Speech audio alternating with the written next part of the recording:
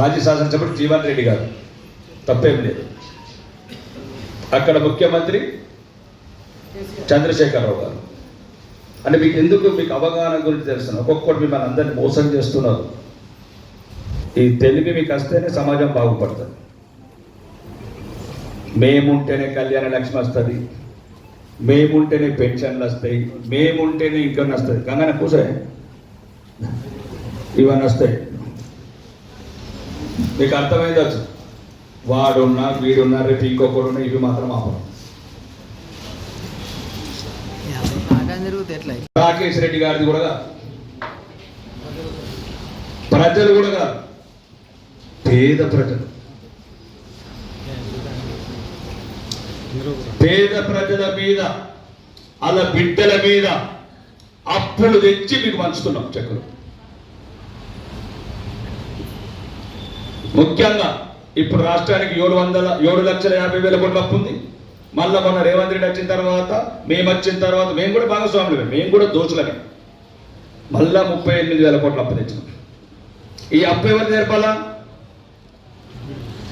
మీ కొడుకులు, మీ మనమళ్ళు, గుడిసెలల్లో ఉన్నోళ్ళు, గుడిసెలు లేనోళ్ళు, గుట్టలల్లో ఉన్నోళ్ళు, ఏడ్చేటోళ్ళు, పేదోళ్ళు, ఇవన్నీ.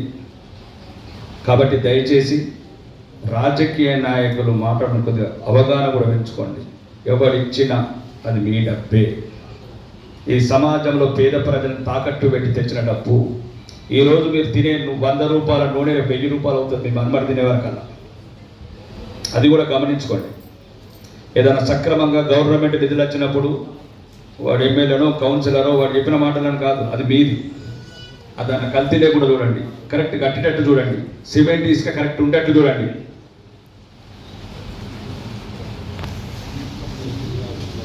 రెండోది, ఇది ఒక మంచి స్కీము. పేదవాడికి, లేనివాడికి, ఆడపిల్ల పెళ్ళి అంటేనే ఒక బరువు, ఒక ఆటం బాంబు అని భావించే వాళ్లకు ఇది ఒక మంచి, అంటే పెద్ద అయినా ఎవరు పెట్టినా మాజీ ముఖ్యమంత్రి గారు, అది మనందరికీ ఈరోజు అతని కృతజ్ఞత చెప్పుకోవాల్సిన అవసరం. ఈ స్కీమ్ విషయంలో ఎవరంటే 20 ఏళ్ళు పనిచేసినాడు, పెళ్ళి అవుతుందంటే 10,000 ఇయ్యాడు. 20 ఏళ్ళు మరి మీరు ఆడ ఇంట్లో పనిచేసినా కనుక 50,000 అయ్యా నా బిడ్డకు తులం బంగారం పెట్టాల, మంగళసూత్రం చేయాలంటే 20 ఏళ్ళు పని చేయించుకున్న కూడా ఇయ్యాడు. 20 ఏళ్ళు కైకిలు పోయిన వాళ్ళు, 20 ఏళ్ళు దుకాణంలో పనిచేసిన వాళ్ళు, ఒక నా బిడ్డకు పెళ్ళి అదేమంటారు మంగళసూత్రం, ఒక తులం బంగారం. కానీ గవర్నమెంట్ ఒక మంచి ఆలోచనతోని పేద కుటుంబాలలో ఎంతో కొంత ఈ 1,00,000 రూపాయలు కావచ్చు, ఈ 1,00,000 రూపాయలే లేని వాడికి 1,00,00,000 రూపాయల బలం.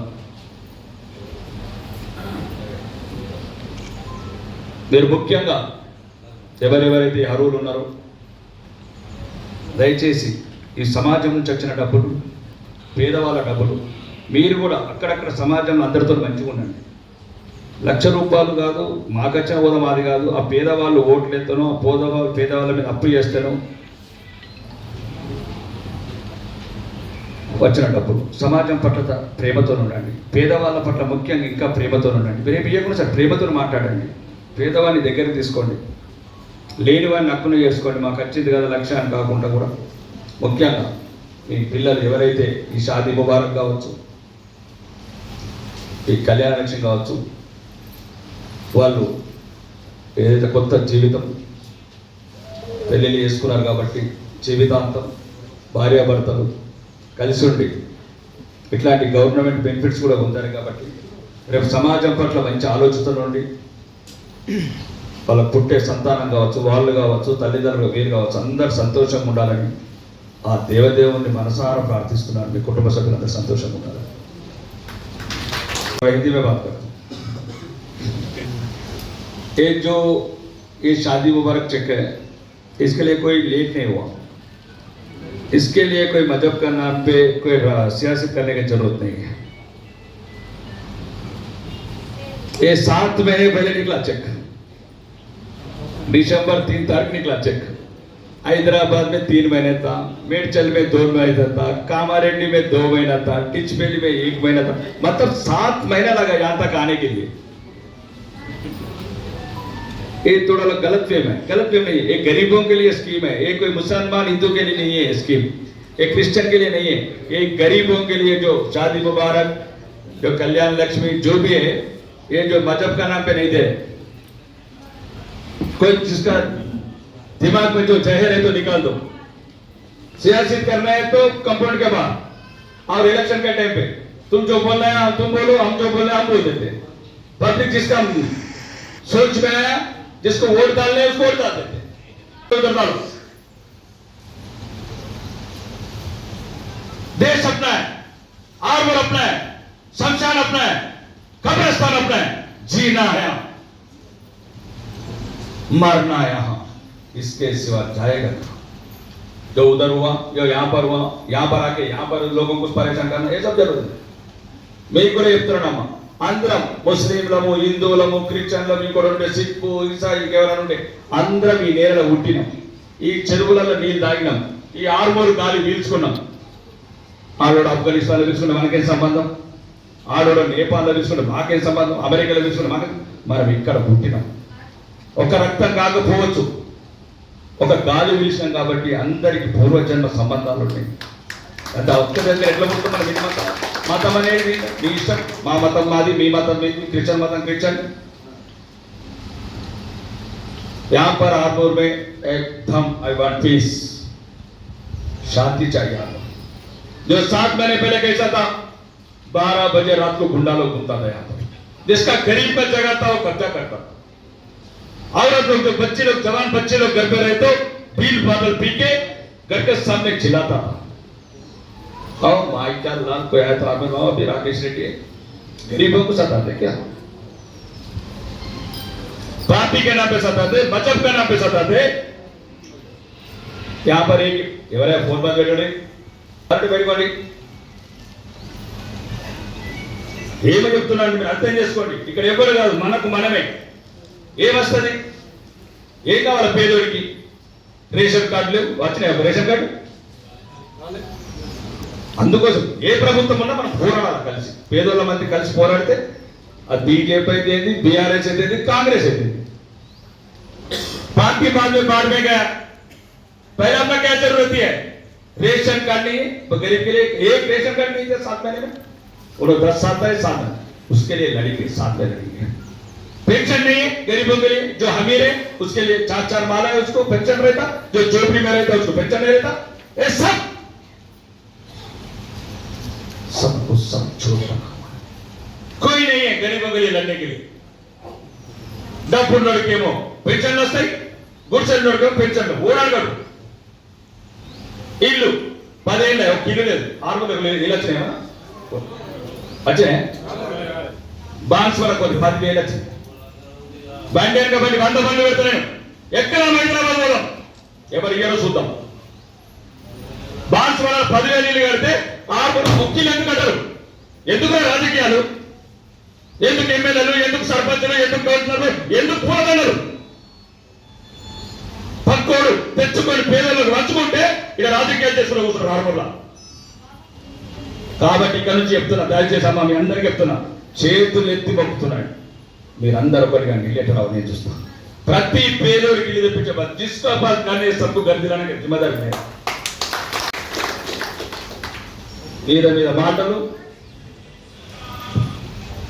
మాటలు, మీద మీద చేతలు, లక్ష ఆరొక సొల్లు, వేరొక సొల్లు, మంచికొక సొల్లు మాట్లాడి ఆ రాత్రి పూట నోటు 500 అటు ఇటు ఇచ్చేది, బయట వాళ్ళు దొంగలు పడ్డాడు. నేను ఒక్కరికి చెప్తున్నాను, మీ అందరి ఆశీర్వాదం వల్ల ఈ 5 ఏళ్ళు మాత్రం నన్ను ఎవరికి చేయలేదు. ఈ 5 ఏళ్ళ వరకు మీ గురించి ఉంటాం, మీ బిడ్డల గురించి ఉంటాం. 5 ఏళ్ళ తర్వాత రాజకీయాలు ఉంటానా, సీట్ ఇస్తాడా, ఇయ్యడా, రోడ్ ఎత్తాడా, పోయినా ఏం సంబంధం లేదు. కష్టాలు పడి కన్నీళ్ళు తాగి కారం పొడికి స్థాయికి వచ్చాను, కోట్ల ఆదాయం ఇచ్చే రాజకీయాల్లోకి వచ్చాను. కాబట్టి నాకు ఒక ఆలోచన ఉంది, పేదవాడి పట్ల ఒక అవగాహన ఉంది, మధ్యతరగతి పట్ల ఒక బాధ ఉంది, కడుపు నిండా దుఃఖం ఉంది. స్కూళ్ళలో కొద్ది బాత్రూమ్లు ఉన్నాయి, ఎవరికి పుట్టిన బిడ్డలని పరీక్షలు అందరు ఓరు ఉన్నోడు ఏం పెట్టించుకుంటే మిమ్మల్ని, మీ బిడ్డల గురించి మీరెందుకు కోరు? జిరాయిత్ నగర్ అదే సంస్థేషన్ పక్కన స్కూల్ చూడండి, అదే రేవంత్ రెడ్డి రాకేష్ రెడ్డి బాత్రూమ్ చూడండి. అడగరు ఎందుకు, ఎన్నొద్దులుంటారు ఇట్లా, ఓడు రేవంత్ రెడ్డి, ఓడు రాకేష్ రెడ్డి. రాకేష్ రెడ్డికి 2,50,000 జీతం, రేవంత్ రెడ్డికి 5 లక్షల జీతం. మీ పైసల మీద బతుకుతున్నాం మేము ఈరోజు. పిల్లలు మరేసారు, ఎక్కడ బాత్రూమ్ లేవు, కంపౌండర్లు లేవు, టీచర్ లేరు, రూమ్స్ లేవు. దొరికినవాడు దోసుకొని తింటున్నాడు కొడుకు. మళ్ళా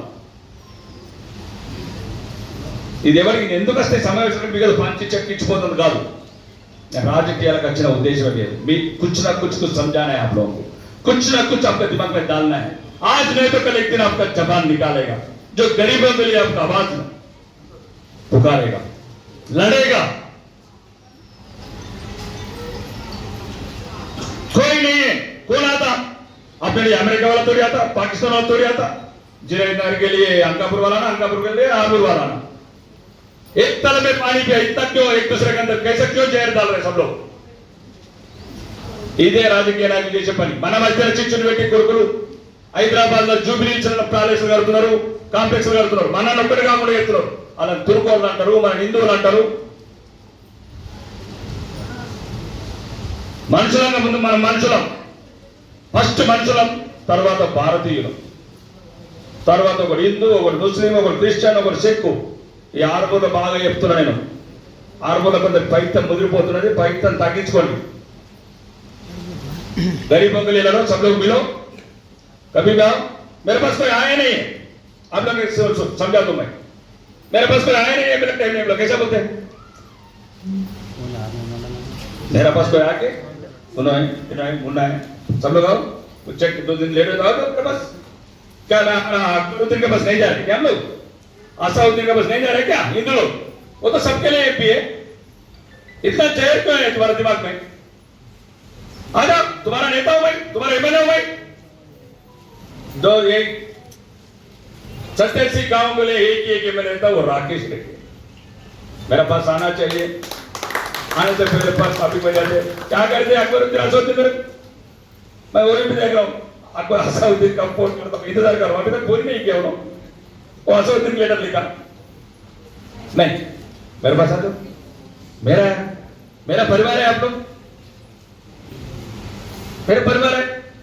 आ गए सब चेक तो 2 दिन में चल जाओ. हम लोग क्या सोच रहे थे? वो 13 तारीख 26 तारीख आए, 2 बार आया था.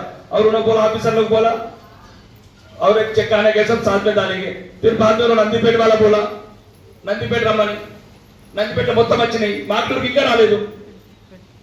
మీకు అర్థం కావట్లేదు, అన్ని రాజకీయాలు చేస్తున్నారు. కాబట్టి దయచేసి ఏదైనా రండి, ఏ సమస్య ఉన్నా 5 ఏళ్ల దగ్గర నుండి మేమే गाली पकड़ गरीबों को ऊपर जेल डालो तो क्या होता दिमाग में? वो लोग क्या मालूम है बेचारा? 1 लाख रुपए के लिए 1 घंटा बैठे वो लोग क्या राजनीति कर सकते, क्या सियासत कर सकते? वो लोग क्या कर सकते? एमएलए ऐसा नहीं है. एमएलए के पास बहुत टाइम है. 5 సంవత్సరాలు మీ గురించి ఉంటాను, మీ గురించి పని చేస్తున్నాను. మీరు ఇచ్చిన బలము ధైర్యంలో తెలంగాణ మొత్తం గజగజగ అనుకుతున్నది గొంతుకు. మంచి వాళ్ళు చేసి నిలబడుతున్న ఆఫీసర్లు. మీరిచ్చిన ధైర్యం అని, మీరు పోసిన పాలు ఈ బిడ్డకు, మీరు ఎన్నుకున్న చేతులు. ఒకడు వేసిండు, ఒకడు వేయలేదు. అయినా కదా ఎమ్మెల్యే అందరూ ఎత్తారు. ఏడన్నా 100% డోర్ వేయరు. కాబట్టి ముఖ్యంగా అధికారులకు కూడా చెప్తున్నా ఇక్కడ నుంచి ఈ వేదిక ద్వారా, మీడియా ద్వారా, ఒకవేళ ఉద్యోగాలు చేయాలనుకుంటే ఉద్యోగాలు చేయండి. లేదంటే కాంగ్రెస్ యూనిఫామ్ వేసుకున్న ఓడిపోయిన దగ్గర, లేకపోతే ఊరుంచున్నారు, దేశించిన వాళ్ళు ఉంటారు. ప్రజలు తిరస్కరించడంతో మీకు ఏం పని? మీరు అధికారులు ఉండండి. లేదంటే మీరు కూడా కాంగ్రెస్, బీఆర్ఎస్, బీజేపీ పార్టీ చేయండి. దరిద్రము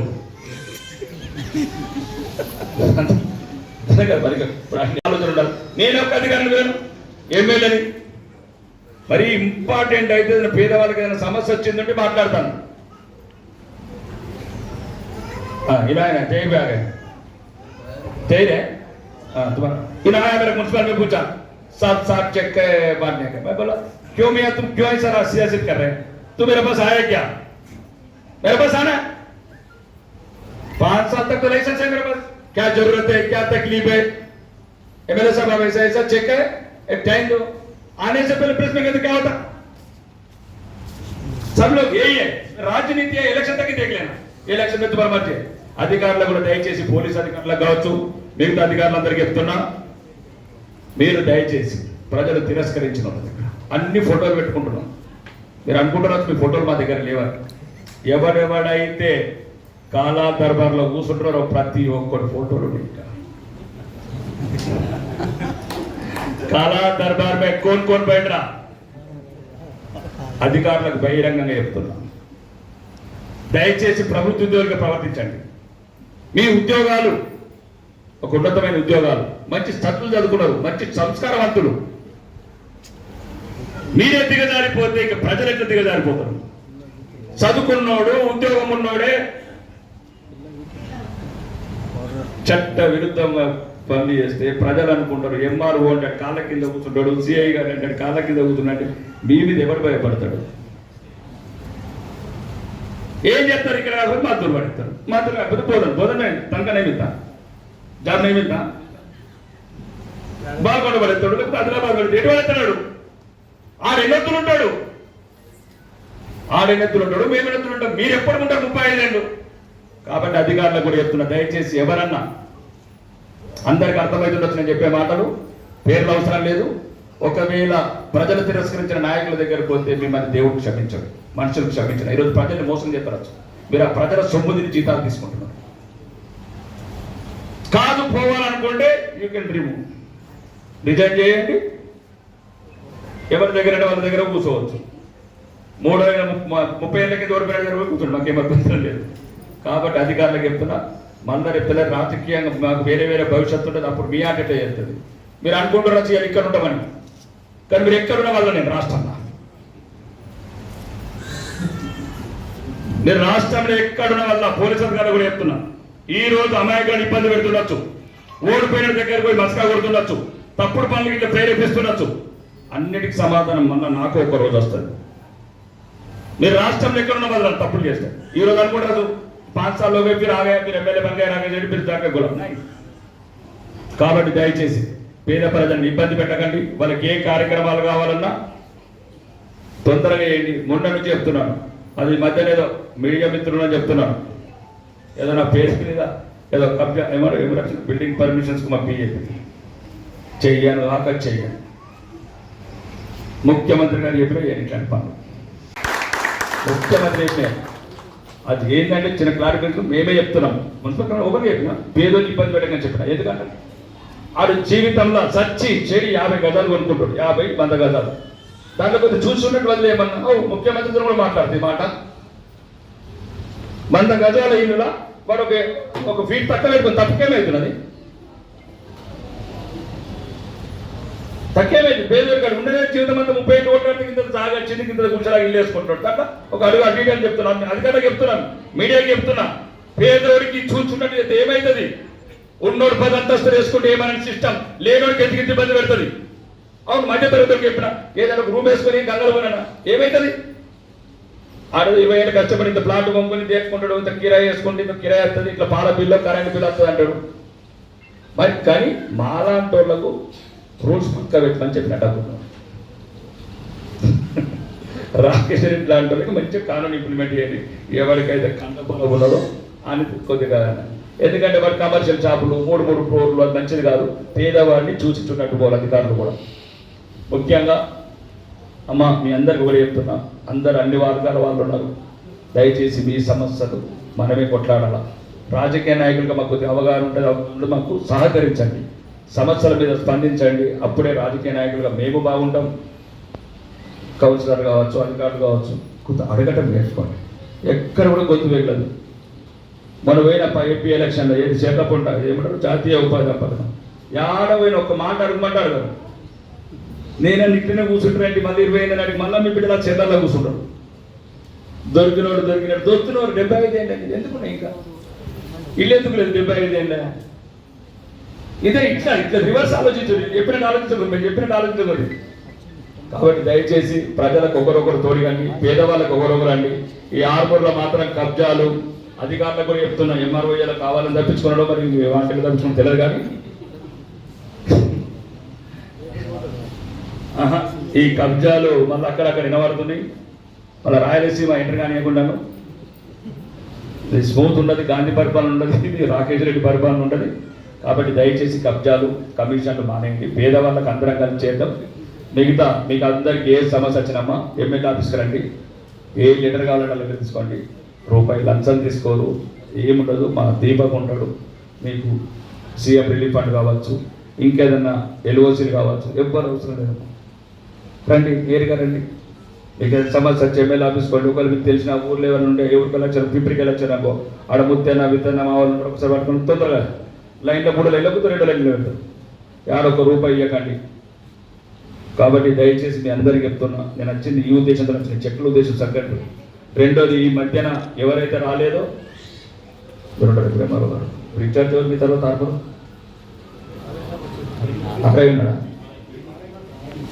మీరు హరీష్ మీరా అదే కొయ్య అదే టీకనే. ఇప్పుడు ఏమైనా ఉన్నాయనుకోండి చెక్కులు, ఇంకా 100 సార్లు వస్తాం, ఏ ప్రాబ్లం పెట్టుకో. అసెంబ్లీ సమావేశాలు ఒక వారం రోజులు కానీ ఏదైనా రానోళ్ళు ఉంటే పాపం వాళ్ళందరికీ ఒక రోజు చెప్పండి, మళ్ళీ ఇచ్చేద్దాం. ఇంకా రెండోసారి రాలేదు, 3వసారి కూడా ఇద్దాం, 30 సార్లు వస్తాం. ఏ టెన్షన్ పెట్టుకోకుండా, ప్రజల్ని కూడా ఏం ఇబ్బందులు పెట్టకండి. ఆఫీసులంతా కూడా కొద్దిగా లేనోళ్ళు చూడండి, ఉన్నోళ్ళు చూడండి. ఇంకా మాట్లాడలేదు, ఎందుకంటే ప్రజల ముందు మీ గౌరవం ఉండాలి, నా గౌరవం ఉండాలి. కాబట్టి ఇలా ఉన్నోళ్ళు లేనోళ్ళు చూసుకుంటే పరిపాలన చేయండి. మళ్ళీ కొందరు పాత పరిపాలన వస్తున్నదని అంటున్నాను నేను మధ్యాహ్నం, కానీ అది ఇట్లా కానియకండి. ఎవడో ఫోన్ చేసే అవసరం లేదు. రూల్స్ ప్రకారం నామ్స్ ప్రకారం అన్నీ చేయండి. పేదోళ్ళకి అయితే కొద్దిగా చూసి చూడకపోతే వాటి దగ్గర ఏం లేదు, ఇక కొక్కుంతందుకు అందరు గీకి ఎది కాకుండా అయిపోయారు. ఇంకా మన గీకతో కలిసి రక్తం లేదు, అందులో ఒక పేగులు లేవు మనడు. కాబట్టి చెప్తున్నా, దయచేసి ముఖ్యంగా మళ్ళొక్కసారి మీ అందరికీ షాదీ ముబారక్. అండ్ ఇది కళ్యాణ లక్ష్మి చెక్కులు తీసుకున్న అందరికమ్మ, మీ పిల్లలు, మీ మనవలందరూ కూడా సంతోషంగా ఉండాలా. ఇట్లయితే ఈ ₹1,00,000 కూడా అక్కడిక్కడ పాడి చేసుకోకండి, ఏదైనా పనికొచ్చే పని చేసుకోండి.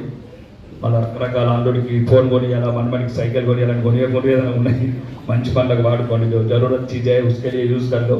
ये ऊपर वाले का देने है, ऐसा नहीं है जो दिया ऐसा नहीं है, जो काम पे आता हो काम कर लो. ये सब कुछ मेरे जो दिया, ये मौका दिया, उसी लिए बहुत शुक्रिया आप लोग के लिए. మీ అందరికీ కూడా నాకు ధన్యవాదాలు. ఈ అవకాశం ఇచ్చారు. బోలో భారత్ మాతా.